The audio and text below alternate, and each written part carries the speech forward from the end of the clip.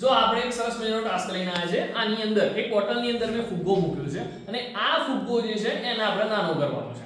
તો આ ફુગ્ગો જે છે એ કેવી રીતે નાનો થશે એ પહેલા આપણે શીખીએ અને એના પછી ફુગ્ગો જે છે ને એને મોટો પણ આપણે કરીશું અને એના પછી ફિઝિક્સનું એના પાછળ કયું રીઝન કયું કારણ જવાબદાર છે એ પણ આપણે શીખીશું. ઓકે, તો જો પહેલા સાઈઝ ની અંદર જો કે ફુગ્ગો જે છે ને એ અત્યારે મોટો દેખાય છે, બરોબર. ચલો આપણે એ ફુગ્ગાને જે છે ને એ નાનો ઉતાવળ ને બીજે ચલો સાહેબ અહીંયા નીચેનું દોરું છું. જો રેડી, જો તમે જોઈ રહ્યા છો કે જેવી આની અંદર હવા ભરાશે ને એટલે ફુગ્ગાની જે સાઈઝ જે છે ને એ તમે જો કે નાની થતી જાય છે.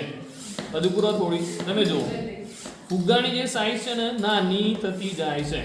જેવી જેવી આની અંદર પ્રેશર વધશે તો ફુગ્ગાની સાઈઝ જે છે એ કેવી થતી જાય છે, નાની થતી જાય છે. ઓકે ચલો થેન્ક યુ.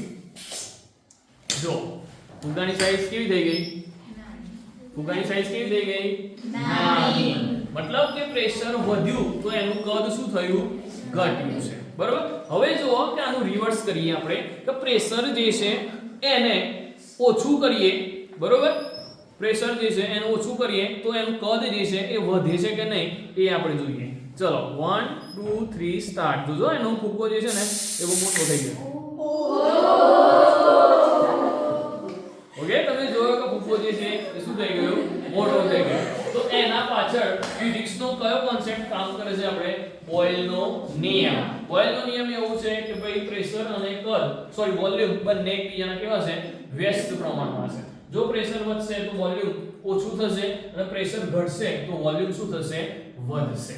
ઓકે, આની અંદર ફુગ્ગો કેવી રીતે ગયો એ હું તમને વિડિયોમાં કહીશ નહીં. Okay, thank you.